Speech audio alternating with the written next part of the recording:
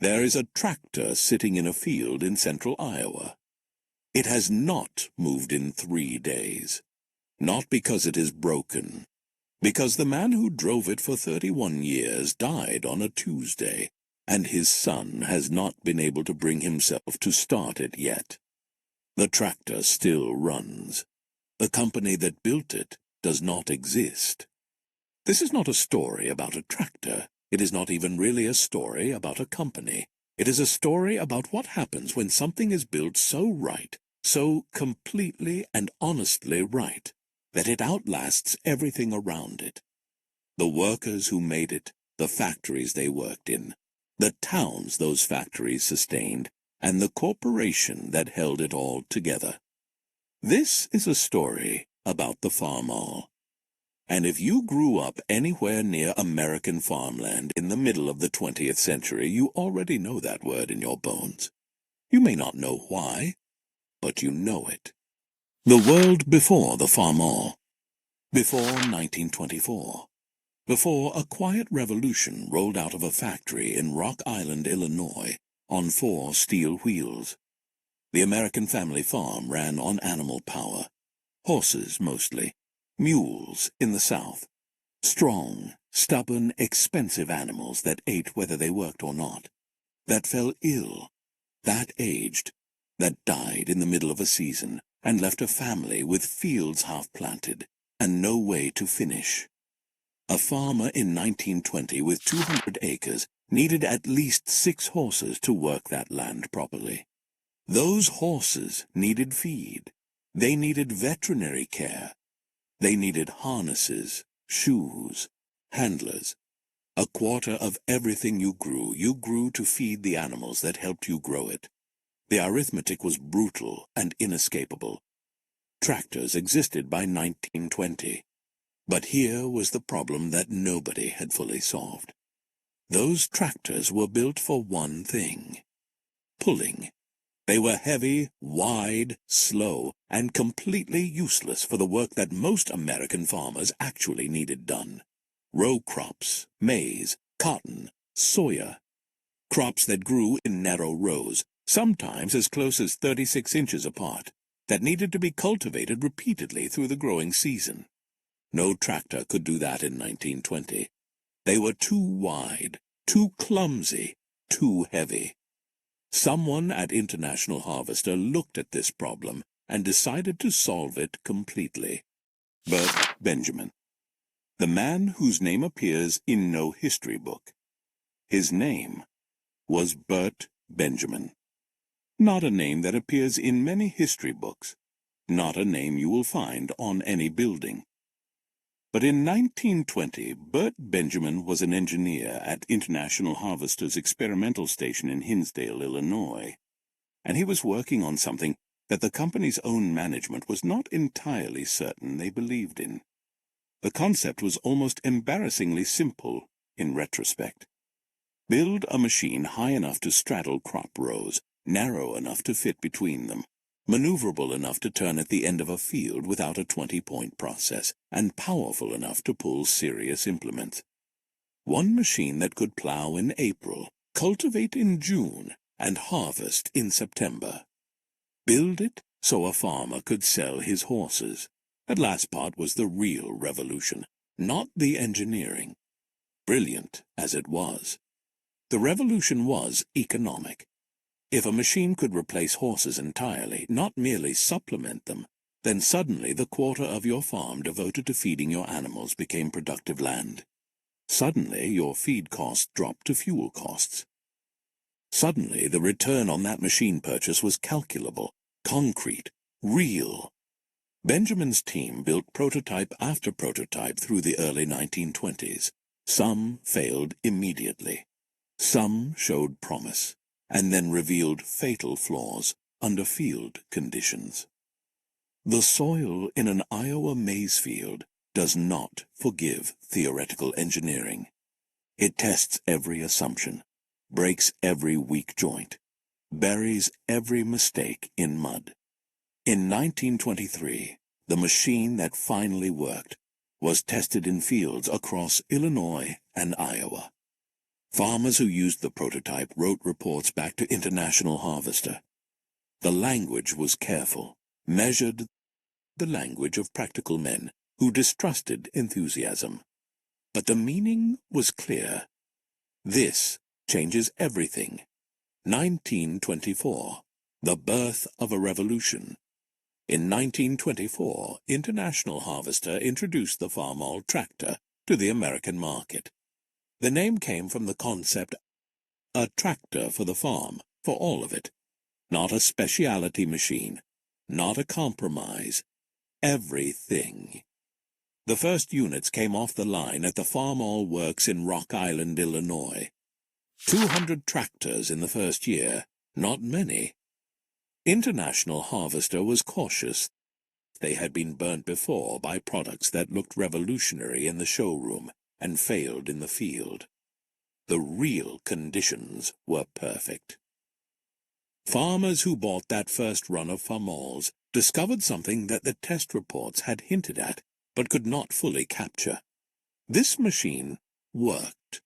Not just adequately, not just acceptably. It worked the way a good tool works.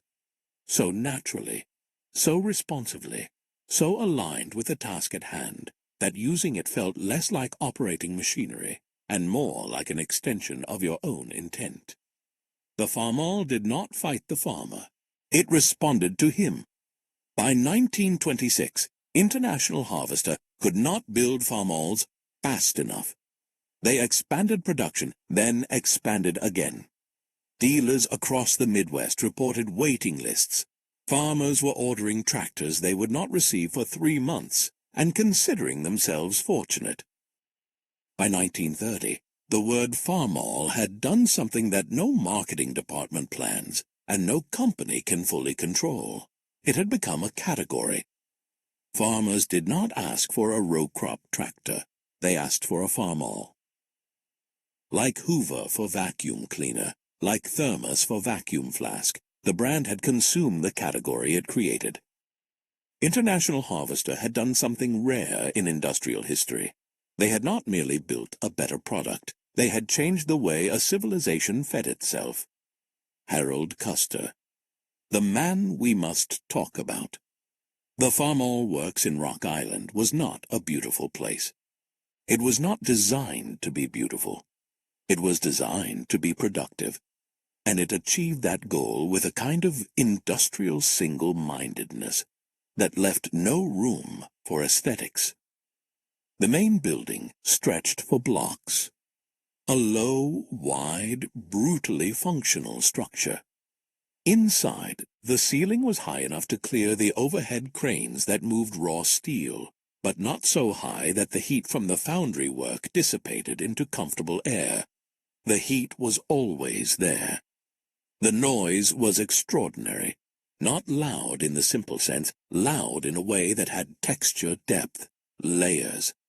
The deep thud of a stamping press was underneath everything else, felt more in the chest than heard with the ears. Above that, the continuous high note of metal being cut, and through all of it, the voices of men communicating in the particular shorthand that develops between people who work together in loud places for years. In 1965, Harold Custer came to the Farmall Works floor, 22 years old, from Rock Island, 11 blocks away. His father, Robert Custer, had worked this same floor since 1948, come home from Korea with a bad knee and a strong preference for familiar ground. When Harold graduated from Rock Island High School in 1961, the question of what he would do with his life was answered before anyone asked it. You worked at International Harvester. That was what men in Rock Island did. By the end of his first month, Harold could weld a bracket onto a hydraulic housing in 40 seconds. By the end of his first year, he could do it in 28 seconds and identify a stress fracture in the weld by sound alone. A tiny deviation in the sizzle of the arc that meant the bracket would fail under load somewhere in a field in Nebraska 18 months hence if he did not stop and do it again. He stopped. He did it again. That was the culture of the Farmall works in 1965. Not enforced by management, not written in any quality manual, just the shared understanding of men who knew where their work went. Men who could drive through Iowa farmland and point at a tractor in a field and say, "I made part of that." That knowledge created a standard that no supervisor needed to post on a wall. You did not build something poorly, because you knew a farmer was going to stake his livelihood on it. There is a particular kind of confidence that comes from being right for a very long time. It feels like wisdom. It presents itself as experience. It sits in boardrooms and executive offices wearing the face of certainty. And it says, quietly, convincingly, with the full authority of decades of success behind it, "We know how this works. We have always known how this works. We built this industry. We are this industry." That confidence is not always wrong. But when it is wrong in a way that is very difficult to see from the inside. Because the same qualities that made a company great, the decisiveness, the scale, the institutional knowledge, those same qualities become the walls of a room that gets smaller every year, whilst the people inside keep insisting the room is exactly the right size. International Harvester in the 1950s was the most powerful agricultural equipment company in America, possibly the world. And the walls had already started moving. The golden era, and the poison, hidden within it. The post-war boom was extraordinary. The mechanization of American agriculture, which the Farmall had helped initiate in the 1920s, had accelerated dramatically after 1945. Returning soldiers bought farms. Existing farms expanded. Federal government agricultural policy encouraged production, subsidized expansion, rewarded scale. In 1954, the Farmall Super MTA arrived. The Farmall 400 followed, then the 450, each one incrementally more powerful, more capable than its predecessor. The 560, introduced in 1958, was the most powerful row crop tractor International Harvester had ever built. A machine designed for the new American farm, which was no longer the 160-acre family operation that the original Farmall had served. The 560 sold well. Very well. Then the transmissions started failing. This is the moment that historians of International Harvester return to again and again. A turning point that seemed manageable at the time, that was handled and resolved and moved past. But that left a crack in something fundamental. The Farmall 560's transmission had a design flaw. Under the heavy loads that the new, larger American farms routinely placed on their equipment, the transmission failed at rates that the company's quality testing had not predicted. Dealers across the Midwest were fielding calls from farmers. Angry farmers. Farmers who had trusted International Harvester for 20 years. Farmers who had bought the most expensive tractor the company had ever built and were watching it fail in their fields. International Harvester fixed the transmissions, sent service teams to dealers, covered the repair costs. The engineering flaw was corrected in subsequent production, but here is what the response revealed, in the quiet space between what happened and what it meant. John Deere was watching.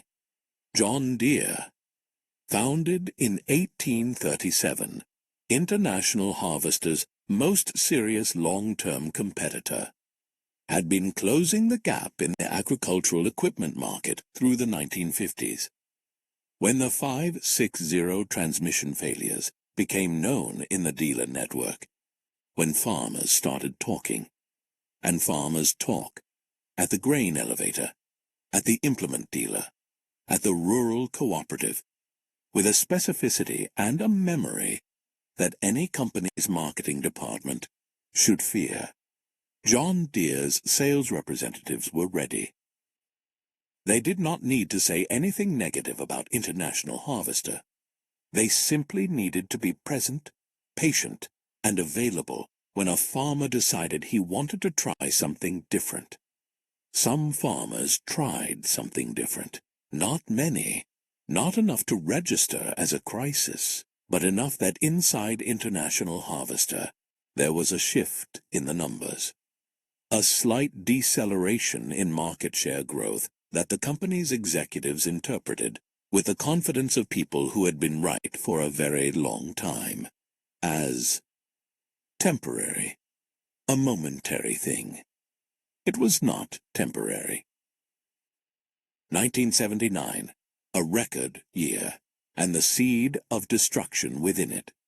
In the 1970s, American agriculture entered a period of extraordinary prosperity. Global food demand was rising. The Soviet Union purchased nearly a quarter of the American wheat crop in 1972, the famous Great Grain Robbery. Commodity prices rose sharply. Farmland values followed. Banks made credit available at terms that seemed almost generous. Farmers bought equipment, new tractors, bigger tractors, the 1066, then its successors, the 1086, the 1486, the 1586, each one larger, more powerful, more expensive, and more eagerly anticipated than the last. Dealers had waiting lists. The Farmall works ran 3 shifts. Every facility International Harvester operated was running at or near maximum capacity. 1974. Company sales exceeded $5 billion for the first time. 1976, $6 billion. 1979. Record. Revenues of $8.4 billion. Record. Profits of $370 million. From the outside, from the perspective of any analyst looking at the numbers, the company had never been stronger. Harold Custer was earning good money. $23 an hour by 1978, which with overtime. And there was always overtime in the late 1970s. The plant could not build tractors fast enough. Put his annual income well above $50,000. His father had retired the previous year with a full pension after 30 years on the floor. The pattern was clear, established, reliable. Harold could see 27 years ahead of him. On this floor, in this city, at this company, he would earn raises, accumulate pension credits, watch his daughters graduate, retire at 62 with a pension that would let him and Carol live comfortably, perhaps do some traveling, definitely spend more time at the fishing cabin they rented in Wisconsin every August. That was the plan. That was the future, as solid and grounded as the factory floor beneath his feet. He could not have known what was already happening in the offices above him. He could not have known that the man the board of directors was about to hire, a man from Xerox Corporation who had never farmed a day in his life, who had never set foot on an assembly line, who would be paid more in a single year than Harold would earn in a decade, was about to make decisions that would reduce Harold's retirement plan to rubble. Archie McCardell, the right man for the wrong system. In 1977, International Harvester's board of directors made the decision that would define everything that followed. They hired a new chief executive. His name was Archie McCardell. He came from Xerox. Not a farm equipment company, not a manufacturing company in any traditional sense, but one of the most celebrated corporate turnaround stories of the 1970s. But International Harvester was not struggling. They were posting record profits. The board hired McCardell anyway, Because the profits, impressive as they were accompanied by a market share trend that was moving in the wrong direction. John Deere had surpassed International Harvester as the largest farm equipment manufacturer. The compensation package they offered him told you everything you needed to know about their priorities. Base salary, £460,000 per year equivalent.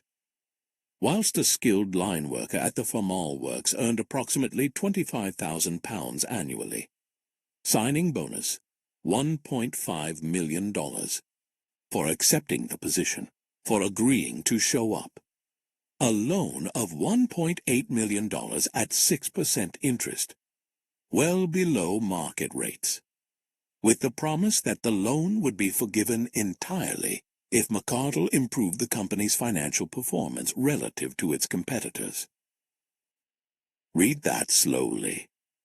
The incoming chief executive of International Harvester was offered nearly $2 million, essentially free, if he made the company look more profitable quickly.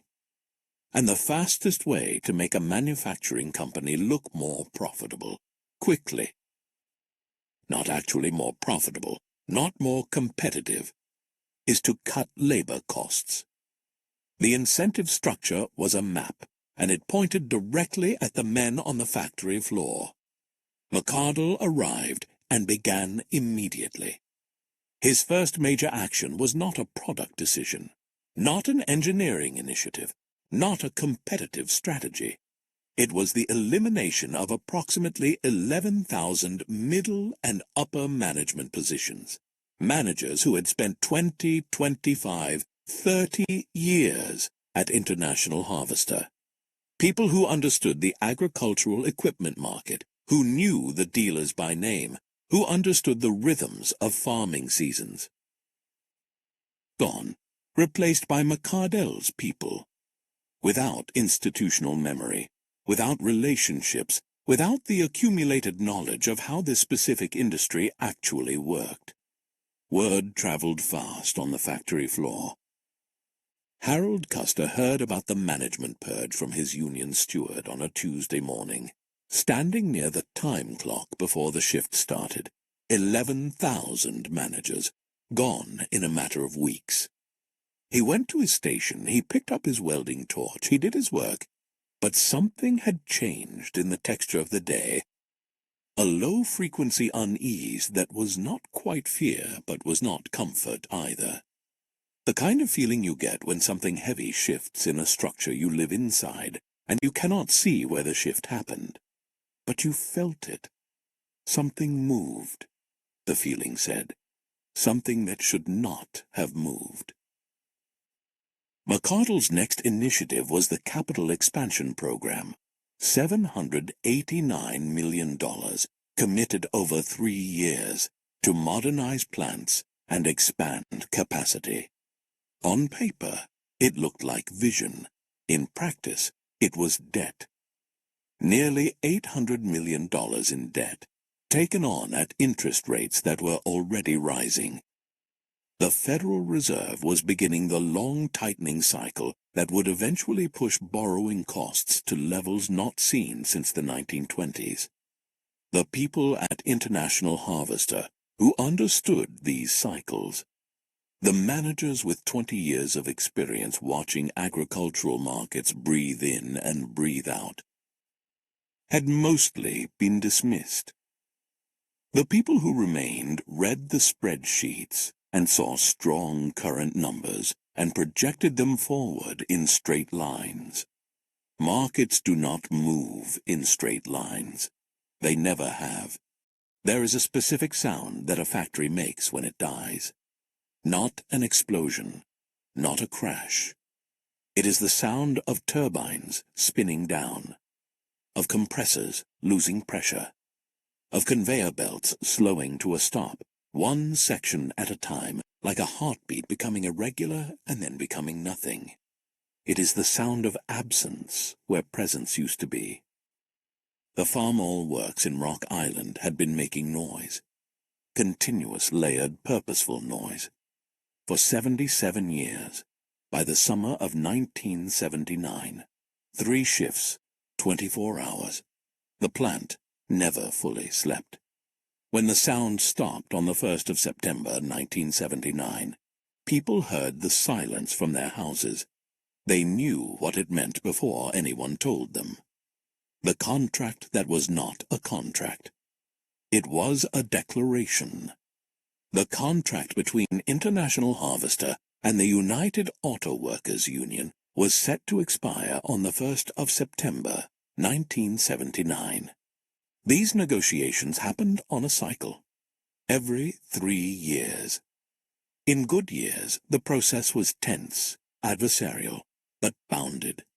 There was a range of reasonable outcomes that both sides understood. The spring of 1979 was not a normal negotiation year. Management came to the table with a document that the union's negotiating team read in a conference room in Chicago and then read again, because the first reading had produced a reaction so strong that they needed the second reading to confirm they had not misunderstood something. They had not misunderstood. Demand, a wage freeze, with inflation running at nearly 12% annually, meaning a wage freeze was, in real terms, a significant pay cut. Demand, benefit reductions. Demand, changes to the work rules that workers had negotiated over decades. Gone. Demand, changes to the pension structure. Reductions to what workers who had spent 20 and 30 years on the factory floor had been promised they would receive when they retired. The union negotiators looked at these demands and did a calculation that was not complicated. International Harvester had just posted $370 million in profit. The company had just committed $789 million to plant expansion. The incoming chief executive had received a compensation package worth millions of dollars before he had built a single tractor. The workers had just finished the most productive years in the company's history, and management was telling them there was no money. Vincent Kowalski was the union steward at the Rock Island facility. He had been on the Farmall works floor since 1961. He drove back to Rock Island from Chicago on a Thursday evening and sat in his car in the Union Hall car park for 20 minutes before going inside. He needed to figure out how to present what he had read without causing the immediate reaction he suspected it would cause. He could not figure it out, so he went inside and read it to them straight. The room was quiet for approximately 4 seconds after he finished. Then it was not quiet. Harold Custer was in that room. Third row next to Darnell Washington, who had been on the line beside him for 6 years. Harold listened to Kowalski read the management proposal. He listened to the room erupt. He sat with it for a long time. Longer than most of the men around him, who had moved quickly into anger. Harold was running numbers in his head. Mortgage payments, his daughter's university costs, the pension projections, if the pension terms changed. If what management was proposing actually became the contract. Those projections changed, not by a small amount, by an amount that reached all the way into the retirement that had felt 3 months ago as solid as the factory floor. He drove home that night and sat at the kitchen table until 1 in the morning. Carol woke up at midnight, found him there, made coffee without being asked, and sat down across from him. "How bad?" she said. Harold looked at her for a moment. "Depends on what we do about it," he said. The 1st of September, 1979, day 1 of 172. On the 1st of September, 1979, at 6 o'clock in the morning, 35,000 International Harvester workers across the country did not go to work. They went to their factory gates instead. They carried signs. They wore their union jackets. Harold Custer had not done this before. He stood at the main gate of the Farmall works on a Saturday morning that was still warm. The kind of late summer morning that has not yet decided that autumn is coming. And he held a sign and he walked the picket line with men he had worked beside for 14 years. The factories went silent. The Farmall works in Rock Island went silent. Unfinished tractors sat on assembly lines, half completed, waiting for hands that were outside on picket lines instead of inside at workstations. And here is the thing that McCardell had not modeled in his spreadsheet. September is not a random month. In the calendar of American agriculture, September is one of the most critical months of the year. It is the beginning of the ordering season for the following year's equipment. Farmers who needed a tractor for spring planting, which begins in April, which waits for no labor dispute, needed to place that order in September, October at the latest. Farmers rang their dealers in September 1979 and asked about delivery dates for tractors. Dealers rang International Harvester and received no answer that made sense. There was no production. There was a labor dispute with no visible resolution timeline. The dealers looked at their order books. They looked at their customers. They looked at the John Deere and Case catalogs. Some of them started making calls. A dealer in Champaign, Illinois, had been an exclusive International Harvester dealer since 1951. His father had opened the dealership. He had grown up in it, worked in it, inherited it, built it into one of the larger agricultural equipment operations in central Illinois. His entire business infrastructure was built around International Harvester equipment. He waited 6 weeks before he rang Case. He described it later as the hardest telephone call he ever made. Not because he was uncertain it was necessary, because making it felt like a betrayal of something that deserved better. A relationship that had lasted his entire professional life. He was not alone. Across the Midwest, across the country, dealers who had built their businesses around International Harvester's red paint were quietly, reluctantly picking up John Deere catalogs and Case catalogs. Each dealer who made that exploration was a relationship that International Harvester was losing. Not the tractor sale, not the parts revenue, the relationship, the 50-year connection that could not be rebuilt from a spreadsheet or a management memo. October. November, the warmth gone, the resolve remaining. October arrived, then November. The strike that McCardell had calculated would last weeks was lasting months. The economics of it for the workers were brutal in the way that only sustained financial pressure can be brutal. Not dramatic, not acute, but grinding. Union strike benefits were approximately $50 per week. A worker earning $23 an hour had been bringing home roughly $900 a week. Now he was receiving $50. The mortgage did not change. The car payment did not change. The grocery bill changed. Carol Custer became expert at the specific mathematics of feeding a family of 4 on a budget that had contracted by 90%. Harold's older daughter, Karen, was 16. She got a job at a fast food restaurant at weekends.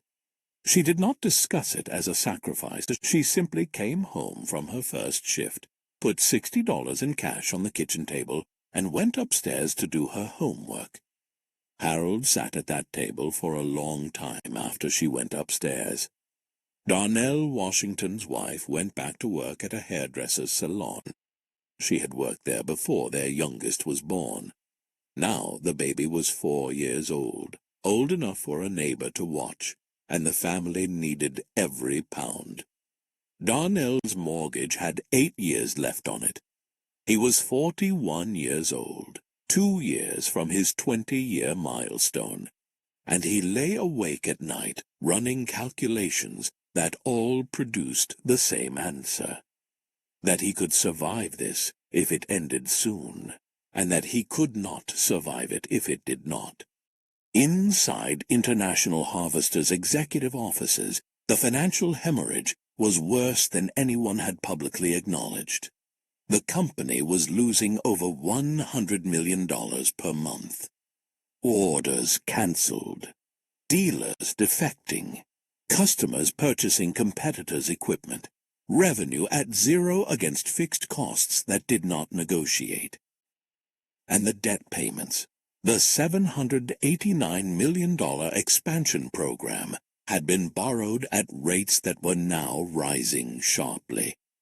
Federal Reserve Chairman Paul Volcker was in the process of raising rates to levels that would ultimately hit 20%, the most aggressive monetary tightening in American history. International Harvester's variable rate borrowings were repricing upward with every Fed meeting. The strike that McCardell had planned to last weeks had become a siege, and the walls were closing in on both sides. The 20th of March, 1980, day 172. By February 1980, both sides were operating in the specific state of exhaustion that only sustained conflict produces. Not physical exhaustion, though there was that too, a deeper kind. The exhaustion of maintaining a position under pressure for so long that the original reasons for the position have become almost abstract, replaced by the simpler, more animal imperative of not being the one who blinks first. Management could not afford to give workers what they had asked for at the start. The financial situation had deteriorated so badly that the original union demands, which had not been unreasonable given the company's 1979 profit figures, now felt like demands from a different era, which they were. The union could not simply concede, could not look at 5 months of sacrifice. The savings accounts depleted, the wives working, the daughters waitressing at weekends, the Christmas that did not quite happen, and tell 35,000 workers that it was for nothing. The space between those two positions was narrow, but it existed, and on the 20th of March, 1980, 172 days after 35,000 workers had walked out of their factories, the two sides found it. The contract was not what either side wanted. Workers received modest wage increases. Real increases, not a freeze, but below what inflation demanded. Some benefits were preserved. Some work rules held. The pension structure was modified, but not gutted. It was, by any honest accounting, a compromise that satisfied no one. Harold Custer read the contract summary in the Union Hall on a Thursday afternoon. He sat in the same folding chair he had sat in 6 months earlier, when Kowalski had read the management proposal aloud. He read every paragraph carefully. When he finished, he sat for a while with the document in his hands. Donnell Washington was beside him. "You going back?" Donnell said, which was not really a question. Harold folded the contract summary and put it in his jacket pocket. "Yes," he said, "we're going back." He paused. Whether it's worth going back to, that's the question. The ground had already shifted. On the morning of the 21st of March, 1980, the Farmall works in Rock Island reopened. Workers clocked in for the first time in 172 days. They walked onto a factory floor that had sat cold and still for nearly 6 months. Harold picked up his welding torch at his station and stood there for a moment before striking the arc. He looked at the tractor assembly in front of him, a 1086, partially complete, waiting for the work his hands would do. The same tractor. the same work, the same hands. But the ground under all of it had shifted in ways that would not be fully visible for years yet. In the agricultural markets of the American Midwest, spring 1980 brought the first clear evidence of what was coming: farmland values, which had risen every year through the 1970s, which had become the collateral against which an entire generation of farmers had borrowed to expand, stopped rising. In some counties in Iowa and Illinois and Kansas, the prices at which farms were changing hands were slightly lower than the previous year. Slightly, not dramatically, not in a way that made headlines. But agricultural bankers noticed, and some farmers, those who had borrowed most aggressively, who were carrying debt loads that required continued price appreciation to make mathematical sense. Those farmers noticed most of all, and felt something cold move through them that had nothing to do with the weather. The machinery that would destroy American agriculture in the early 1980s. The machinery that would, in combination with everything International Harvester had already suffered, make survival impossible, was already running. Nobody could hear it yet over the sound of the factory coming back to life. The time they needed had already run out. They simply did not know it yet. There is a particular cruelty in dying slowly, not the cruelty of pain, though there is pain, the cruelty of hope, the way that each small stabilization, each week where the numbers do not get worse, each month where production holds, creates the possibility, the almost convincing possibility, that the corner has been turned, that the worst is behind you, that the thing you feared most is not going to happen after all. Then the numbers come in again, and they are worse. The language of the line. Harold Custer came back to the Farmall works on the 21st of March, 1980, and found that the work was the same and something essential about the place was not. It was not dramatic. Nothing about this period was dramatic in the way that dramatic is usually meant. No single event, no moment of rupture, no morning when he walked in and something had visibly changed. It was more like the way a photograph fades, so gradually that you do not notice it happening. And then one day you look at it and realize that the colors you remember are not the colors you are seeing. In the spring of 1981, Harold's section went from 3 welders to 2. The official explanation was a production schedule adjustment. But the farmers who would have been ordering 1,086 tractors in the autumn of 1980 and spring of 1981 were not ordering tractors. They were trying to figure out how to make their loan payments. They were watching their land values fall. You cannot sell a tractor to a man who is trying to save his farm. You cannot sell a tractor to a man who has already lost his farm. International Harvester's new tractor sales fell by 30% in 1981. Then 40% in 1982. The number is staggering in its implications, nearly half the revenue from the core business. The business that had defined the company for 77 years. Gone. Not shifted to a competitor, simply gone, because the customers were gone, because the farms were gone, because the agricultural economy that had sustained both the farmers and the company that served them had broken down simultaneously. Gerald Stanton, an Iowa farmer.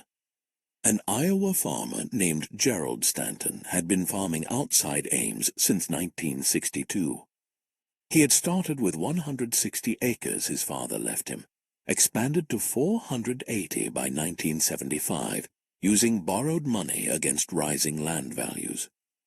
He bought a new International Harvester 1,086 in 1977 for $52,000, and a matching planter for $18,000. He had done everything right. Expanded when the market encouraged expansion.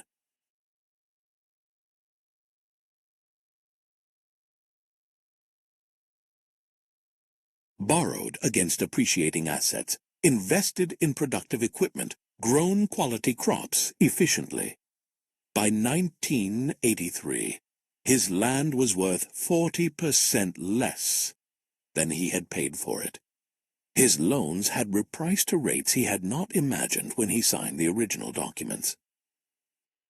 His maize was selling for less than it cost him to grow it. He held on through 1982. Through 1983, he sold equipment to make loan payments. He renegotiated with his bank twice. He had conversations with his wife at the kitchen table that went on until 2 in the morning, and ended not with solutions, but with the shared acknowledgement that there were no solutions, only decisions about how long to keep trying.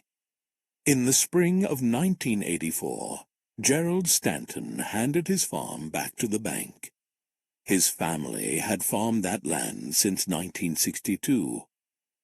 His father's equipment, an old Farmall M, still running, maintained with the care that farmers of that generation gave to machines that had to last, was sold at auction for $4,200. A machine that had cost $2,000 new in 1948 and had worked every season since, sold for $4,200 because there were 20 other Farmall M's available at other farm auctions within 30 miles that same spring. Gerald Stanton did not buy another tractor for 11 years. Neither did thousands of farmers like him. Harold's last day. Harold Custer was called into his supervisor's office on a Tuesday morning in March 1982. He had known this was coming, not from any official communication, from the texture of things, the way his supervisor had been avoiding his eyes for a fortnight. He sat down across from Phil Garrett, who had been his supervisor for 4 years, and who was clearly profoundly uncomfortable with what he was about to say. Harold noticed that Phil had a piece of paper on the desk in front of him, the kind with a corporate letterhead and multiple paragraphs of dense text that exists for one purpose. "Harold," Phil said. "I know," Harold said. Phil looked at him for a moment. "I'm sorry," he said, and it was genuine. Harold could hear that it was genuine, which in some ways made it harder. 17 years, Harold said, not accusatory, just a number, the weight of a number. Harold picked up the paper. He read it carefully. He always read things carefully when they mattered. His employment was being terminated effective the 15th of April. Severance was calculated at 1 week per year of service. There was information about continued health insurance, a telephone number for outplacement services. He folded the paper once and put it in his shirt pocket. He stood up. He shook Phil Garrett's hand. Phil seemed surprised by this, the handshake, as though he had expected something else, and he walked back to his station on the floor. He worked the rest of his shift, every weld exactly right. The sale, $430 million. The decision was made in the summer of 1984. There was no press conference, no moment of public reckoning. There was a series of meetings, a series of negotiations, and then a transaction, the kind described in financial and legal language, specifically designed to make it sound like a strategic initiative, rather than what it actually was. International Harvester was selling its agricultural equipment division, the original business, the Farmall tractor line, the combine division, the implements, 77 years of engineering development and manufacturing knowledge and brand equity that had been built on the original revolutionary insight of Bert Benjamin in a testing field in Hinsdale, Illinois in 1921. The buyer was Tenneco, a large industrial conglomerate based in Houston that already owned Case, another agricultural equipment manufacturer, smaller and less storied than International Harvester, but functional and solvent. Tenneco paid $430 million for International Harvester's agricultural division. $430 million for the company that had introduced the Farmall tractor to the world. International Harvester had been worth over $4 billion in 1979. 5 years later, the core of what it had built sold for roughly 10 cents on the pound. The Farmall name. The name that farmers across America had used for 60 years. The name printed on the hoods of tractors sitting in fields from Iowa to Alabama. Was retired. Absorbed. The equipment became Case 1H. The Farmall Works in Rock Island. The plant that had built tractors since 1902, that had employed 17,000 workers at its peak in the late 1970s, that had been the economic heart of Rock Island, Illinois for 3 generations, was closed. Progressively, irreversibly, it closed. The machinery was removed first. Then the workforce reduced to a skeleton operation. Then the skeleton operation ended. Then the building stood empty. For years it sat. Then portions of it were demolished. Then more. Eventually almost all of it was gone. Harold Custer drove past the Farmall Works on a Sunday morning in 1987. He was not certain why he drove that route. He made a specific decision to drive past it, a decision he did not entirely explain to himself. The building was partially demolished, the section where his station had been, where Eugene Polzin had taught him to feel a weld instead of thinking it, where he had caught stress fractures by sound and done the work again until it was right. That section was still standing. He slowed the car. He sat there for a few minutes, engine running, looking at a building that contained 17 years of his working life and was in the process of being removed from the earth. Then he drove away. He did not drive that route again. Some things refuse to end, not because they are fighting, not because they are resisting, but because they were made so completely, so honestly, so without compromise or shortcut or the small corruptions that accumulate when the people building something care more about the schedule than the work.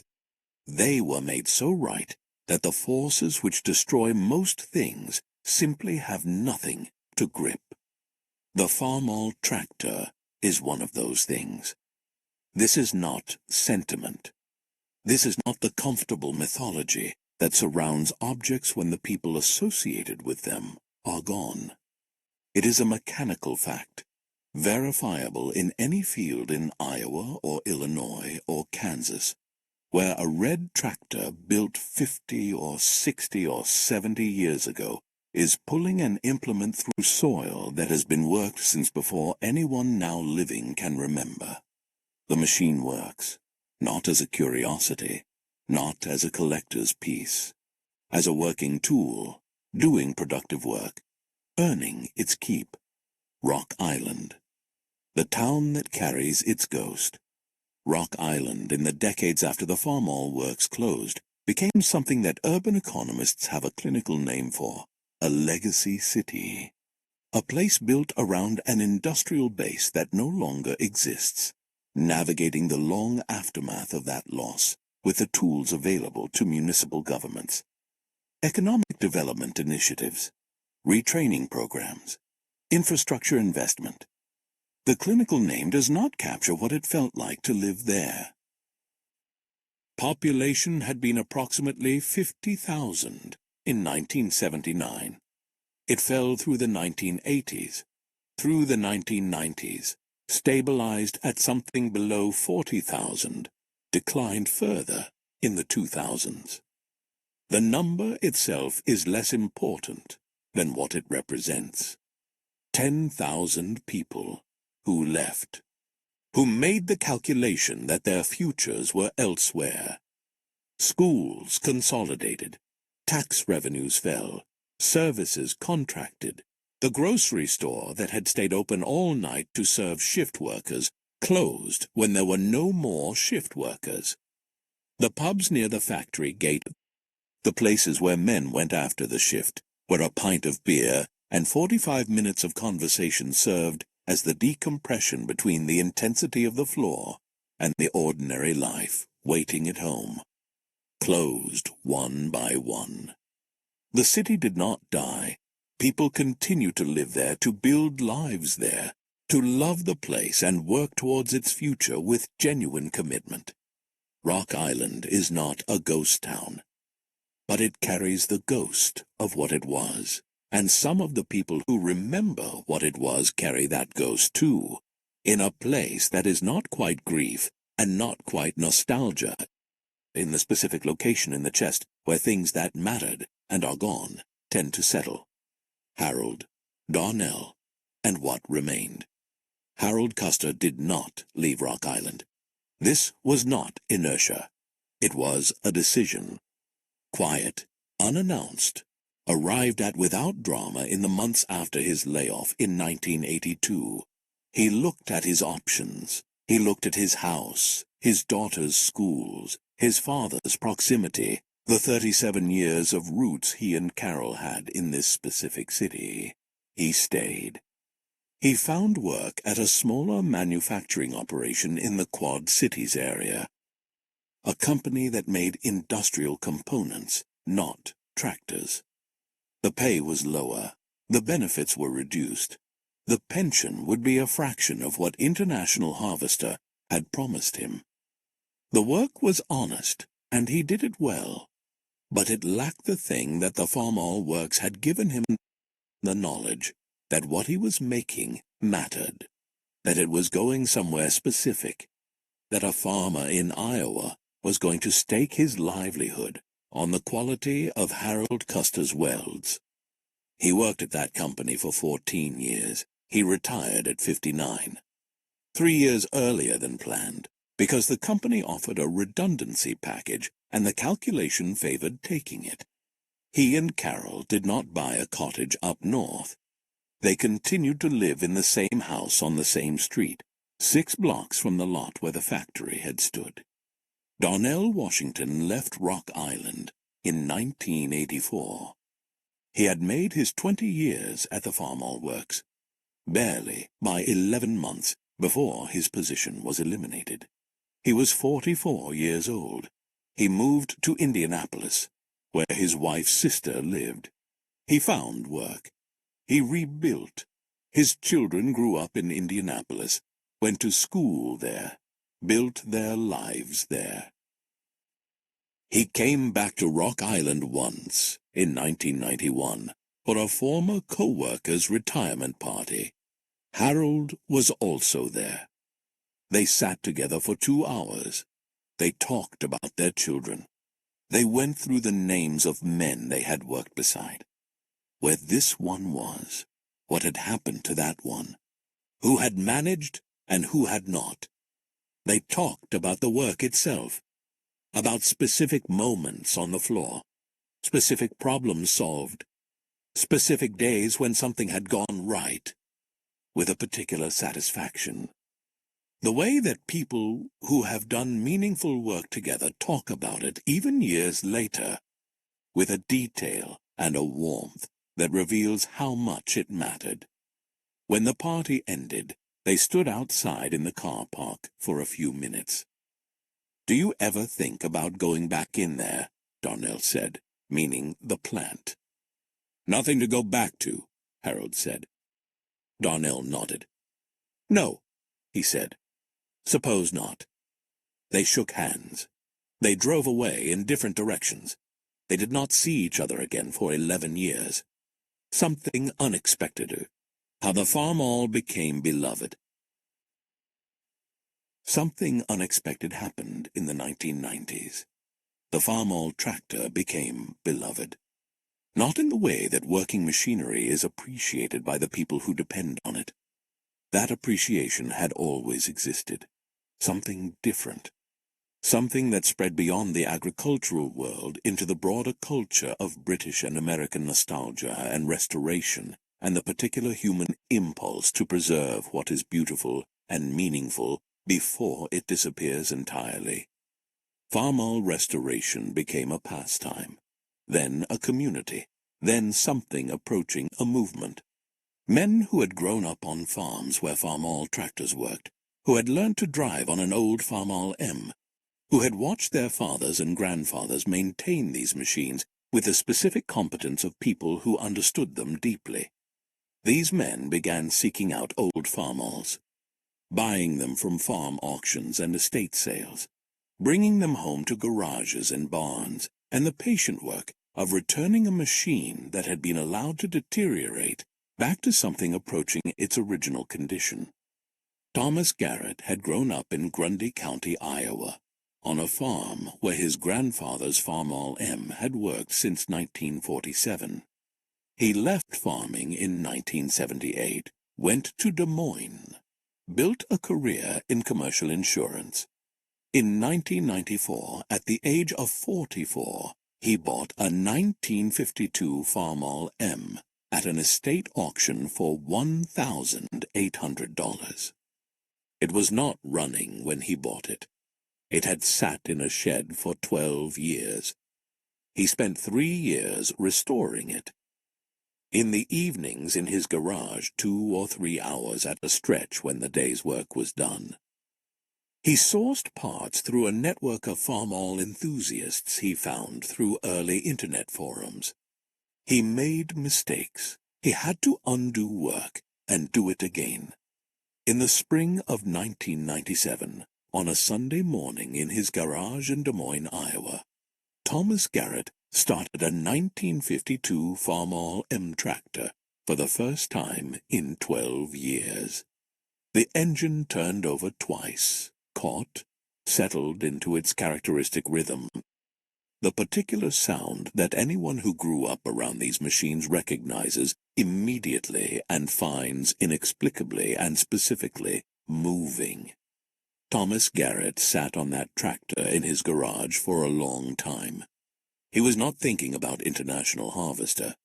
He was not thinking about corporate debt, or labor strikes, or the farm crisis of the 1980s.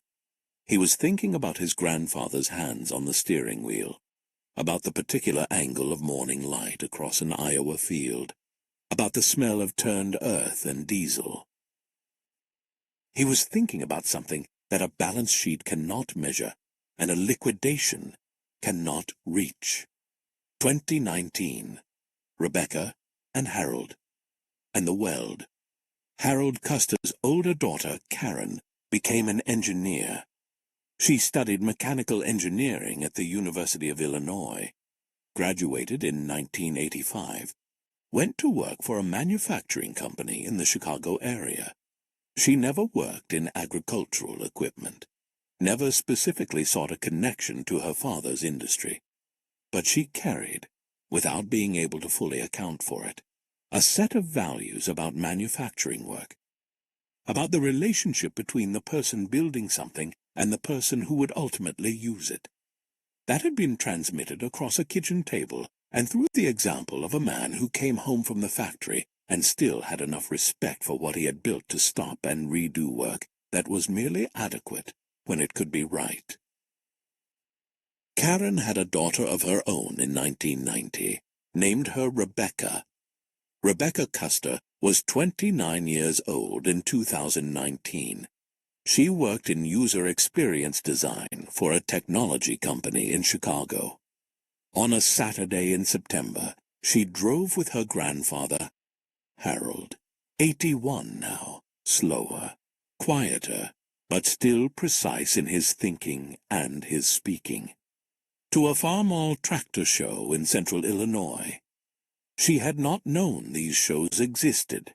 She had come because Harold had mentioned it somewhat tentatively as something he was considering attending, and she had recognized in his tentativeness an invitation that she should accept. The show was held on a farm outside Pontiac, Illinois. Dozens of restored Farmall tractors in rows. Farmall M's and Super M's, and 300s and 400s, and later models, all of them in varying states of restoration, all of them red, all of them representing years of someone's patient, particular love. Harold walked slowly down the rows. He stopped at each tractor. He looked at them with the attention of a man who had built machines like these with his hands, and who was reading, in the mechanical details of their construction, a language he was fluent in and rarely had occasion to speak. Rebecca walked beside him. She watched him look at the tractors, and she was struck by something she would describe later to her mother, a quality in her grandfather's attention that she had not seen him bring to anything else. Not quite grief, not quite pride, something that contained both without being reducible to either. At a Farmall 1086, Harold stopped longer than he had stopped at the others. He put his hand on the bonnet, left it there for a moment. "This is from the same year I worked on that line," he said. 1977. Could be one I worked on.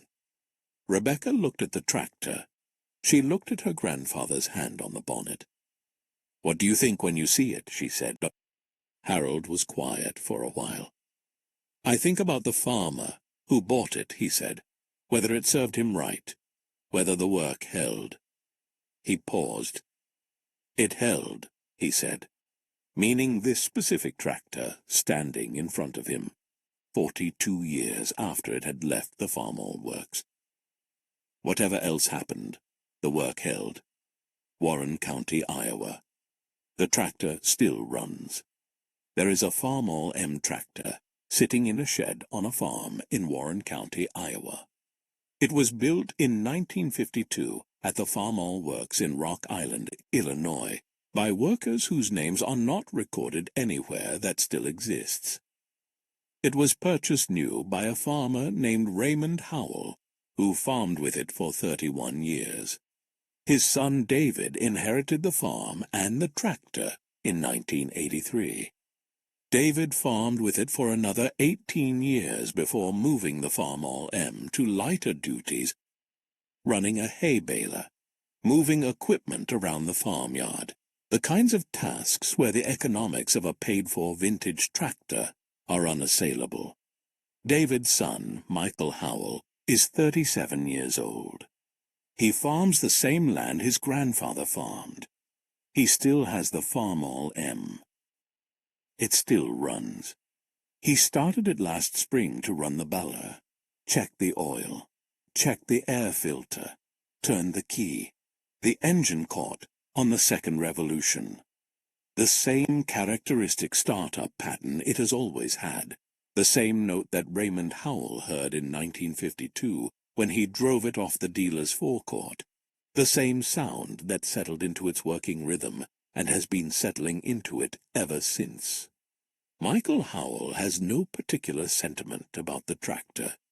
He is a practical man, a working farmer, and he evaluates equipment by what it does and whether it continues to do it. The Farmall M does what it has always done. It continues to do it. He does not know the names of the men who built it. He does not know that the company that made it ceased to exist in any meaningful form in 1985. He knows it is red and old and reliable, and that his grandfather bought it the year his father was born, and that it has been on this farm for 72 years and has never given him a reason to get rid of it. He parks it in the shed when the day's work is done. The shed door closes. The tractor sits in the dark. Red paint and honest steel, and 7 decades of accumulated use, patient and still, waiting for the next morning, the next field, the next task that requires exactly what it was built to provide. What it all means. What does the International Harvester story actually mean? It means something about the distance, the growing, catastrophic, ultimately fatal distance, between the people who make decisions about a thing and the people who make the thing. International Harvester built extraordinary things. The Farmall tractor was a genuine contribution to human civilization, not a metaphor, not an exaggeration. The mechanization of American agriculture that the Farmall enabled fed people. It fed Americans through a depression and a world war, and the unprecedented population expansion of the post-war decades. It fed people in countries that imported American grain. The people who built those machines built them well. Harold Custer did not weld a single bracket that he knew was wrong. Eugene Poulsen taught an entire generation of welders to feel the work rather than just perform it. The workers of the Farmall Works, across 8 decades, produced equipment that outlasted every reasonable expectation of how long equipment should last. And none of that was enough. Not because it did not matter, because the systems surrounding it, the financial decisions, the management incentives, the labor relations, the agricultural policy, the monetary policy, the global commodity markets. Those systems did not care about the quality of the welds. The systems cared about numbers on a quarterly report. And when the numbers told a story that the systems could not sustain, the systems acted accordingly, with the perfect indifference of forces that are not cruel because they are not anything. They simply are. And they move. What did not end? Archie McCardell died in 2008. He was not a villain. That framing is too simple and too satisfying and therefore wrong. He was a man produced by a system that evaluated corporate performance on quarterly metrics, that rewarded short-term financial improvement regardless of long-term cost, that had decided by the 1970s that the man who ran a company and the people who built what the company sold were in fundamentally different categories of importance, deserving fundamentally different categories of compensation and security. McCardell did what the system rewarded him to do. The tragedy is not that he was uniquely bad. The tragedy is that he was entirely typical. And the people who paid the price for that wrong system were the people who had the least to do with designing it and the least power to change it. The men on the factory floor, the women who managed families on strike benefits, the farmers who needed tractors and could not get them, the dealers who had built their businesses on relationships that evaporated, the towns that had built their economies on payrolls that disappeared.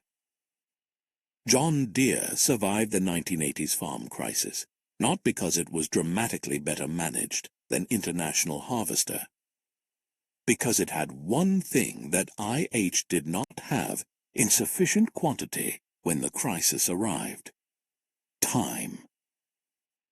John Deere had not spent $789 million on expansion just before the market collapsed.